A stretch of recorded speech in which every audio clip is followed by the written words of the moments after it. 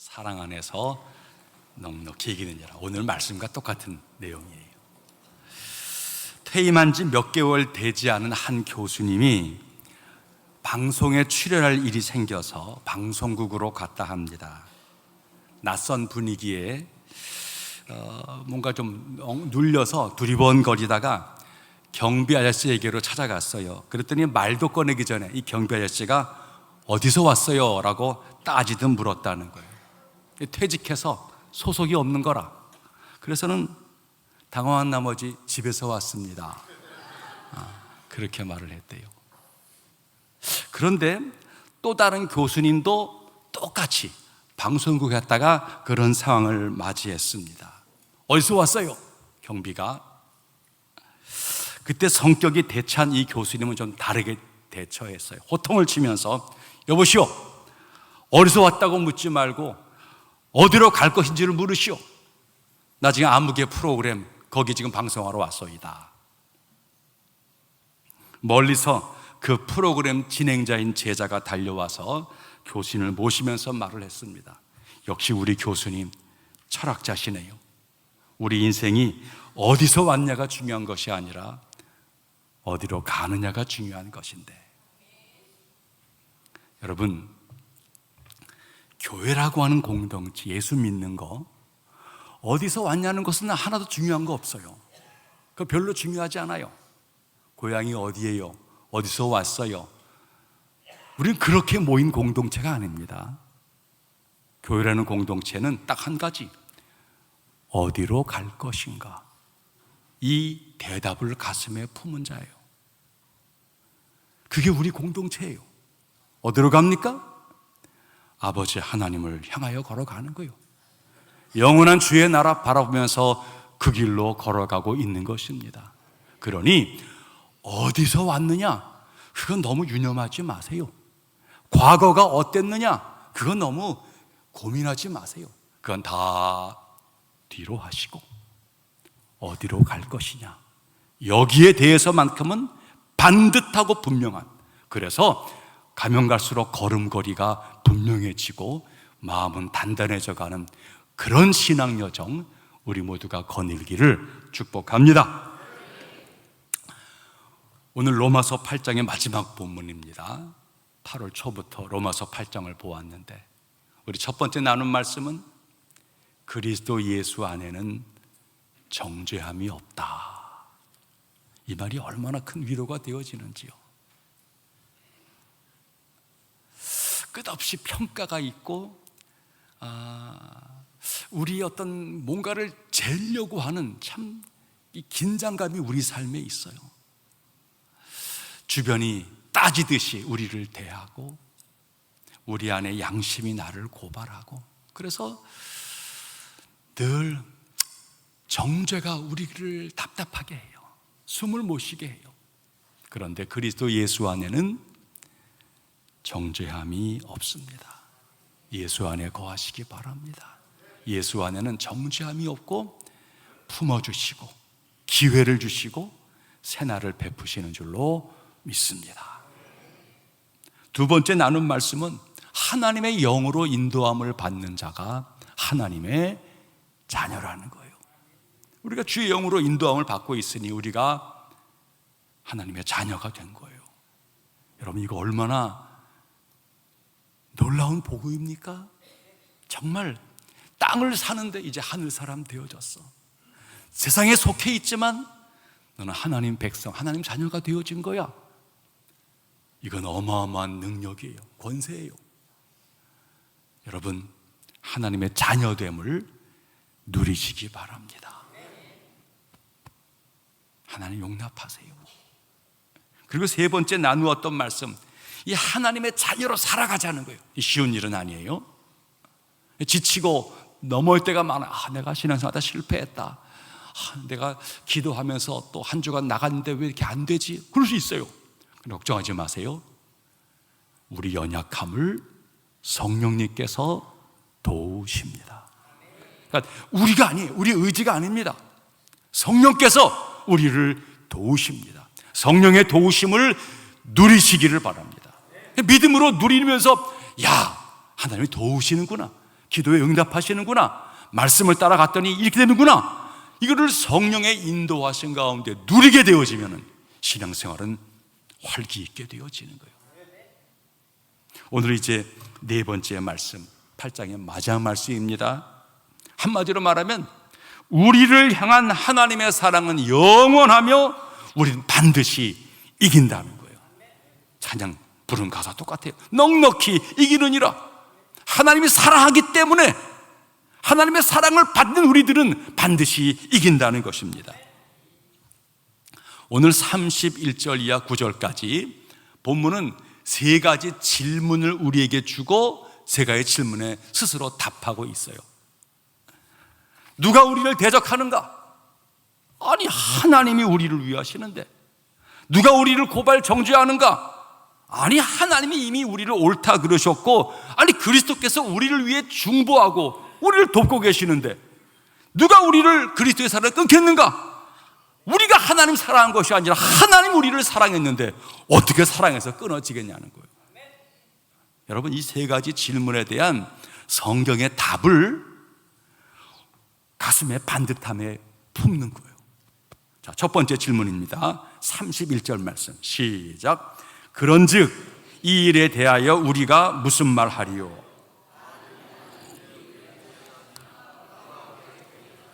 누가 우리를 대적하리요?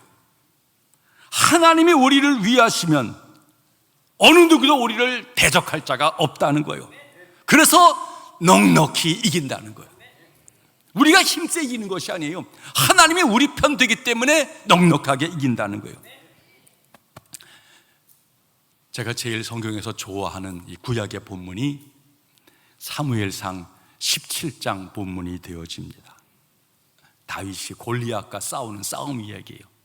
저도 교회학교 어려서 그렇게 잘 자라났기 때문에 그 다윗 골리앗 이야기는 정말 늘 듣는 이야기였잖아요. 이게 저도 마음에 이렇게 맺혔는지 목사가 되거나 첫 번 설교를 이 사무엘상 17장 그 본문을 가지고 설교했던 기억이 납니다. 다윗의 그 어린 다윗이지만 그 모습을 좀 본받고 싶은 거예요. 다윗이 골리앗 앞에 섰을 때, 여러분 생각해 보세요. 2m 50이 넘는 그 거구 앞에 어린 소년이 선 거예요. 얼마나 두렵고 떨리겠어요. 그런데 다윗이 주눅들지는 않아요. 상대가 정말 겁먹게 하는 거인인 거는 사실이고 중무장한 대단한 군인인 건 사실이에요. 그러나 겁먹지는 않아요. 다윗이 사무엘상 17장 45절에 골리앗을 향하여서 도전적으로 하는 말이 있죠. 다윗이 블레셋 사람에게 이르되 너는 칼과 창과 단창으로 내게 나아오거니와 나는 만군의 여호와의 이름 내가 모욕하는 이스라엘 군대의 하나님의 이름으로 내게 가노라. 할렐루야. 너는 칼과 창과 단창으로, 너는 중무장한 모습으로 거구의 몸으로 내게 오지만 두렵죠, 무서워요. 그러나 나는 도망가지 않냐고 너를 마주대한다는 거예요. 너에게 나아간다는 거예요. 내 힘으로? 아니요. 내가 모욕하는 살아계신 이스라엘 하나님의 이름으로 내게 가노라. 이게 성도의 능력이에요. 하나님이 우리 편이 되시면, 하나님 우리와 함께 하시면 우린 두려워하지 아니하고 마주 대하여 싸우는 것입니다. 다윗이 주눅들지 않은 이유, 상대보다 강했기 때문이 아닙니다. 나와 함께 하시니 나를 도우시는 이가 누구인 줄을 알았기 때문입니다. 여러분, 하나님이 누구인지를 알고 하나님을 알아가면 알아갈수록 우리 속에는 담대함이 생겨나는 거예요. 여러분들이 인생을 살아가는 중에 승리하기를 원한다면 이거는 꼭 기억해야 돼요. 모든 문제에 대해 승리하기를 원한다면 첫 번째, 문제를 잘 파악하세요. 이게 무슨 문제인가? 문제의 내용을 파악을 해야 돼요. 두 번째는 그 문제를 대하는 내 자신의 능력, 내 수준, 이거를 좀 잘 꿰뚫어 알아야 돼요. 상대가 세다 하면 물러서야 되고 나름대로 내 자신을 잘 판단해야 돼요. 세 번째는 상대를 잘 파악을 해야 돼요. 분석해야 돼요. 여기까지가 세상 지혜예요. 문제를 파악하고 지피지기, 그도 알고 나를 아는 거예요. 여기까지는 세상이 말하는 지혜예요. 네 번째가 정말 중요해요. 가장 중요한 것은 가용한 내 편이 있느냐는 거예요. 나를 도울 자가 있냐는 거예요. 그리스도는 이것이에요. 나를 도울 자가 있다는 거예요. 나와 함께하는 이가 있다는 거예요. 이게 그리스도인의 능력인 것입니다. 우리는 천지 만물을 지으신 하나님의 자녀입니다. 온 세상이 다 나를 반대하더라도 강력하신 하나님이 내 편 되시고 내 아버지가 되시는데 나는 두려울 것이 없는 것입니다. 히브리서 13장은 말합니다. 주는 나를 돕는 자시니 내가 무서워 아니하겠노라. 사람이 내게 어찌하리요? 하나님이 나를 도우신다면 나 무서워하지 않겠다. 도전에 나가겠다는 거예요. 시편 23편은 말하죠. 내가 사망의 음침한 골짜기로 다닐지라도 해를 두려워하지 않을 것은 주께서 나와 함께 하심이라. 주의 지팡이와 막대기가 나를 안위하시나이다. 두려울 게 없다는 거예요. 물론 하나님이 함께 계시고 내 편 되신다고 해서 고난과 시련이 없다는 것은 아닙니다. 하나님의 사랑을 받는 자녀라 할지라도 고난이 없는 세상을 살아가는 것은 아닙니다.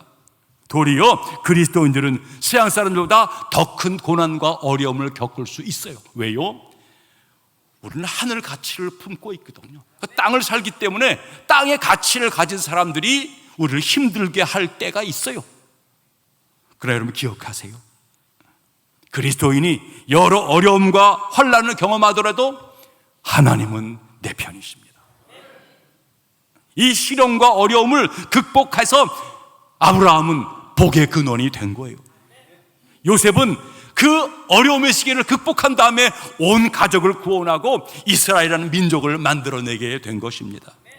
고난과 시련을 두려워할 이유는 없어요. 중요한 것은 전능하신 하나님이 내 뒤에 계시다는 거예요. 이거를 붙들고 이것을 믿고 이것을 가슴에 품은 자들은 이겨냅니다. 넉넉히 이깁니다.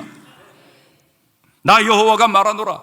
너희를 향한 나의 생각은 내가 아나니 재앙이 아니라 곧 평안이요 너희 장래에 소망을 주려 하는 것이라.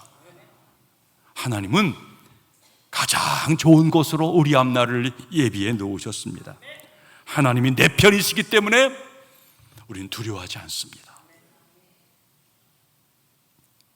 두 번째 33절과 34절 두 절 시작. 누가 능히 하나님께서 택하신 자들을 고발하리요? 의롭다 하신 이는 하나님이시니 누가 정죄하리요?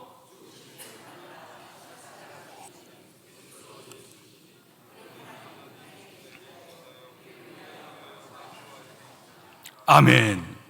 누가 우리를 고발하리요? 누가 우리를 정죄하리요? 아니 하나님이 내 편이신데, 아니 예수님이 하나님 보좌 우편에서 나를 지금 변호하고 나를 위해서 기도하시는데 누가 감히 나를 정죄하고 누가 나를 고발하겠냐는 거예요. 마귀는 분명히 검사 역할을 하고 있어요. 우리의 삶을 들여다보면서 자식 꼴 좋다, 네가 정말 크리스찬이야? 하나님 자녀야? 네가 성도야? 네가 그러고도 그런 삶을 살아? 우리 양심을 찌르고 우리의 생각과 마음들을 찌르는 거예요. 사단은 끝없이 우리를 정죄하는 것이죠. 이 사단의 정죄는 우리가 항의할 수가 없어요. 틀린 말이 아니거든요. 약점을 찔러대는데 피할 방법이 없어요. 우리는 움츠러들지요. 위축되어져요. 두려움에 빠집니다. 벌벌 떨게 되어지는 거예요. 야, 내 앞에 심판이 있을진데 내가 죽겠구나 이런 마음이 내 안에 들어요. 사탄이 그걸 만들어요. 그래서 벌벌 떨게 만들어서 마침내 자기 수하에 두려고 하는 것, 사망 앞에서 좌절하고 절망케 하는 것, 사단이 다 끼치는 거예요. 기억하세요. 우린 분명히 죄를 저질렀어요. 사단의 말이 틀린 거 없어요. 사실이에요. 그러나 하나님이 나를 위하고 계세요. 나를 옳다고 여겨주신 거예요. 나를 정죄하지 아니하세요. 어젯밤에도 병상에 있는 한 권사님과 긴 통화를 나누었어요. 정말 한 여인으로서 해야 될 수고를 다 했어요. 자녀 키워내고 남편 수발하고 정말 손주 돌보느라고 헌신을 다 했어요. 그런데 때때로 삶이 어려웠어요. 자녀들이 믿음의 길을 잘 걷지를 못했어요. 권사님 마음속에는 회한이 가득한 거예요. 내가 잘못 살았는가? 왜 아이들이 이러지? 하나님 부끄러움밖에 없다는 거예요. 그래서 저는 울면서 목사님 내가 잘못했어요. 내가 잘못 살았는가 봐요. 계속 자책하시는 거예요. 권사님 정신 차리라고. 권사님은 수고 다 했다고, 잘했다고. 제가 지켜본 권사님은 정말 자녀와 손주 위에 헌신했노라고.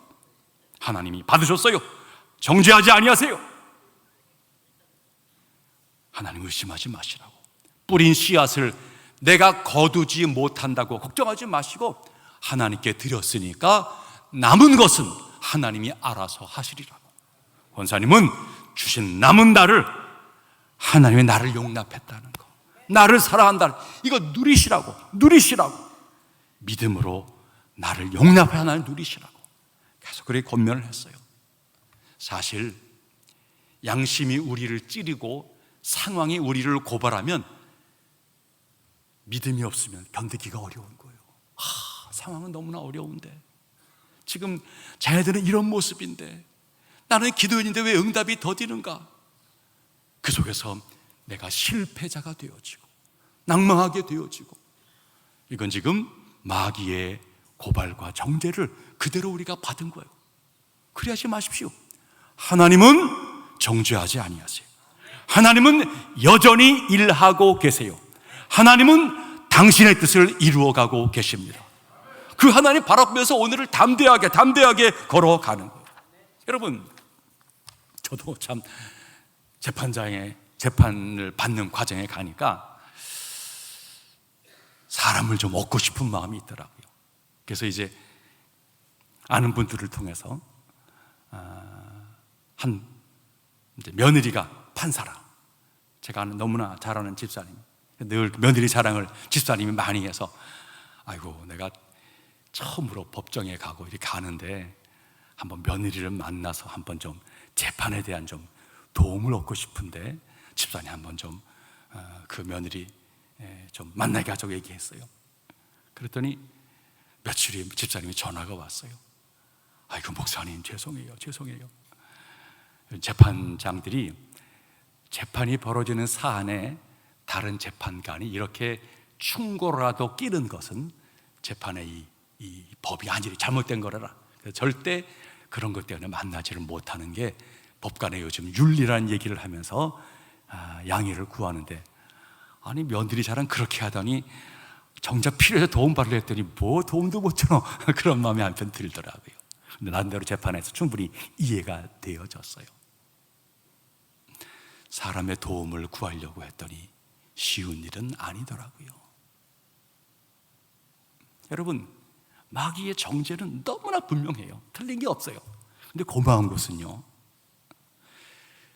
그 재판장이 우리 아버지예요. 우리 하나님이 재판장이라. 물론 재판장이 굽게 하는 분은 아니에요. 그러나 재판장이 우리 편이라고 하는 것은 이건 말할 수 없는 기쁨이라. 나를 변호해 주신 분이 나를 위해 생명까지 바친 분이에요. 그렇게 나를 사랑하시고 희생하신 분이 나를 변호하고 있어요. 뭘 두려워하겠어요? 재판장이 내 아버지고 죽기까지 사랑하신 예수님이 나의 변호사인데, 마귀의 정죄를 너무 유념하지 마세요. 검사는 소리쳐요. 검사는 따져요. 검사 앞에 가면 주루주루 사실이에요. 하지만 재판장에 딱 들어설 적에 아버지가 저기 앉아 계시네. 담대한 마음으로 재판에 이르시기를 바랍니다. 하나님은 이미 우리를 의롭다라고 여기셨어요. 로마서 4장 25절에 예수는 우리 범죄함을 위하여 내어줌이 되고 또한 우리를 의롭다 하심을 위하여 살아나셨느니라. 우리를 의롭다 하기 위해서 그분은 대신 죽었다는 거예요. 우리의 모든 죄를 대신 지불했다는 거예요. 예수님께서 십자가의 죽으심이 당신을 위한 죽으심이라면 이 말이 불가능해요. 하지만 예수님은 당신의 죄 때문에 죽은 것이 아니에요. 우리 죄 때문에 죽은 것이에요. 그러니까 내 죄가 이미 예수의 십자가 죽음과 더불어서 해결이 되어져 버리고 말아요. 죄의 대가가 치루어지고 마른 거예요. 예수의 십자가 죽음으로 나는 이미 죄에서 벗어나게 되어진 것입니다. 할렐루야. 의롭다함을 얻는다, 이 말이 너무나 중요한 말이에요. 하나님은 우리의 죄의 대가를 예수님께서 치르게 하셨고 우리를 의롭게 하셔서 우리를 새롭게 옷 입혀서 당신의 자녀로 삼아 주신 것입니다. 누가복음 15장에 탕자의 비유에서 탕자가 돌아와요. 아버지가 탕자를 맞이합니다. 아버지의 재산의 반을 축낸 거예요. 아버지의 마음을 아프게 한 거예요. 돌아오는 아들을 아버지가 어떻게 맞이합니까? 이 자식, 내가 뭐라 그랬어? 내가 뻔히 그럴 줄 알았다. 너 지금 재산의 반을 축냈잖아. 우리 남아있는 사람이 얼마나 힘들겠는 줄 알아? 따져 물었다면 돌아온 탕자가 집에 있을 수가 없을 것이에요. 다시 쫓아나가겠죠. 하지만 아버지는 그러지 않았어요. 죽은 내 아들이 살아 돌아왔다. 잔치를 베풀자. 손에 가락지를 끼우고 신발을 신기고, 아버지는 탕자로 영접한 것이 아니라 아들로 영접했어요. 할렐루야. 하나님의 우리를 영접하는 것이 그거예요. 죄인으로 영접하는 것이 아니라 예수 십자가의 대속의 은혜 때문에 우리를 자녀로 영접하신 것입니다. 그러니까 우리 인생사에서요, 자식이 잘못했어요. 문제 일으키고 돌아온 거예요. 종종 부모님들, 식구들이 이게 참 꼴 좋다. 내 그럴 줄 알았다. 이거는 자식으로 영접하는 것이 아니라 죄인으로 영접하는 거예요. 사랑하는 것이 아니라 불쌍하게 여기는 거예요. 이거는 의롭다 하는 것이 아니에요. 의롭다 함은 완전히 우리를 의로 대하신 거예요. 너 죄가 없다. 왜? 내 아들 예수가 십자가에서 너의 죄를 깨끗이 씻겨 주었다는 거예요. 나는 너를 죄인이 아니라 너를 의인으로 영접한다는 거예요. 예수님께서 세리의 집에 갔어요. 세리의 집에 대접을 받는 거예요. 그러니까 주님은 그 세리의 집에 가서 그 세리를 죄인으로 대하지 않으세요. 친구로 대했다는 거예요. 당신이 죄인의 친구라는 오명을 들을지라도 주님은 즐겨 들었다는 거예요. 예수님이 우리를 대하심은 당신의 자녀로, 의인으로 우리를 대해 주었다는 거예요. 이게 위대한 그리스도의 사랑의 비밀이에요. 35절 말씀 보시기 바랍니다. 시작. 누가 우리를 그리스도의 사랑에서 끊으리요? 환난이나 공고나? 누가 우리를 하나님의 사랑에서 끊겼는가? 어느 것도 끊을 수 없다는 거예요. 하나님의 사랑의 백미는 예수님이 이 땅에 인간의 몸을 입고 찾아오게 하신 것이에요. 우리의 죄를 대신해 죽게 하신 것이에요. 은퇴하신 서울동안교회를 담임하고 높은 뜻 숭의교회를 일구셨던 우리 김동호 목사님, 이런 설교를 전에 하신 적이 있어요. 저는 동물을 매우 좋아합니다. 특별히 개를 좋아합니다. 사람들은 제가 개를 하도 좋아하니까 놀려서 개앱이라고 말을 합니다. 근데 그 말을 들으면서 싫지가 않습니다. 개를 너무 좋으니까 내가 개앱이라고 부르는 것이 좋다는 거예요. 그런데 내가 아무리 개를 좋아한다 할지라도 나를 향하여서 개 새끼라고 말한다면 나는 그거 아주 분노하고 싫어할 것입니다. 여러분, 개를 사람 취급해서 내가 그의 애비가 되어주는 것을 내가 받을 수 있다는 거예요.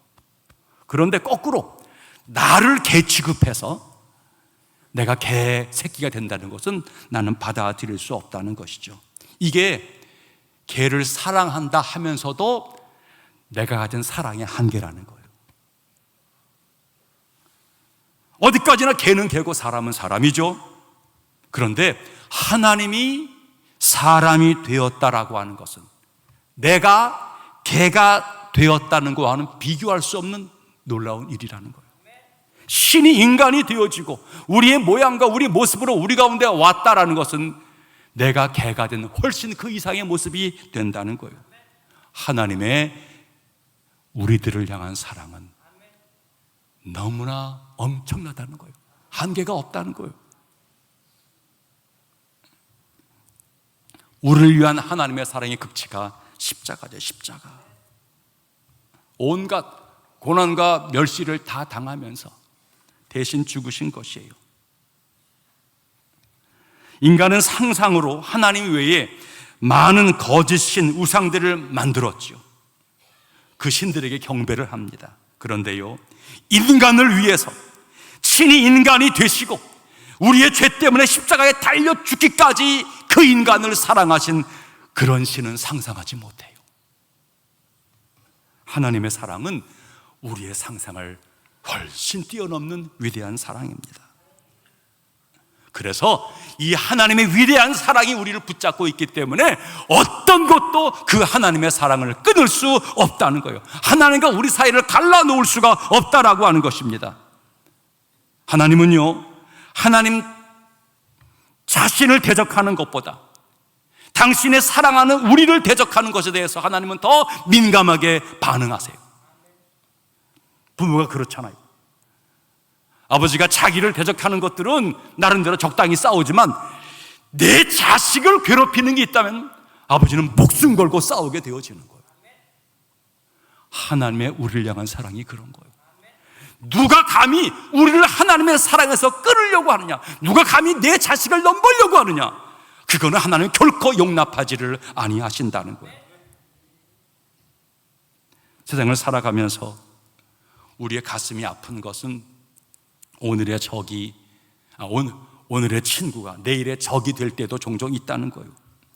저 사람이 결코 변하지 않을 거야 라고 말했는데 그가 변하더라는 거예요.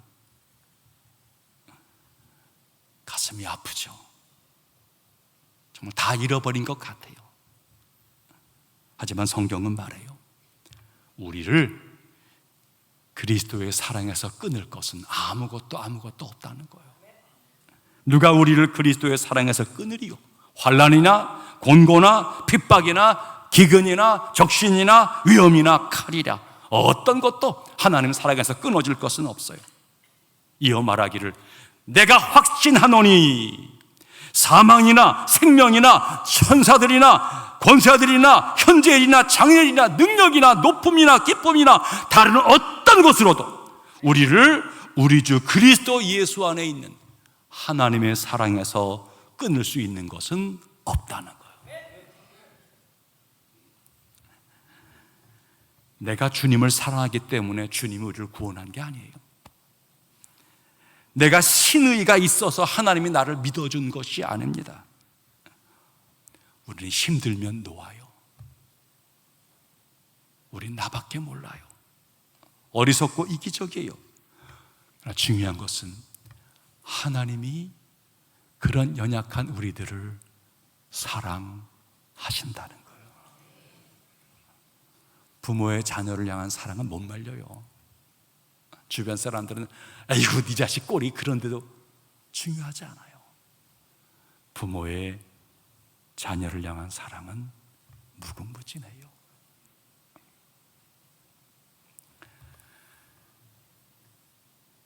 사랑 안에 거하면 저분이 나를 사랑한다. 부모는 나를 사랑하는구나. 사랑이 깨달아지고 사랑 안에 거하면 건강해져요. 능력이 생겨요. 그리고 창의력이 솟구쳐요. 사랑 안에 거하면 그래요. 그러니까 신자의 삶은 다른 거 아니에요. 하나님이 나를 사랑하신다. 그 어떤 것도 나를 붙잡은 하나님의 사랑을 끊을 것은 없어. 이거를 붙잡으면 구원의 능력이 나타나요. 신앙생활에 활기와 재미가 생겨나요. 거기서 세상을 도전해 이기는 위대한 힘이 생겨나요. 이런 복된 마음을 가지고 올 후반기 열매를 맺어가는 모두의 앞날 되어지기를 축복합니다.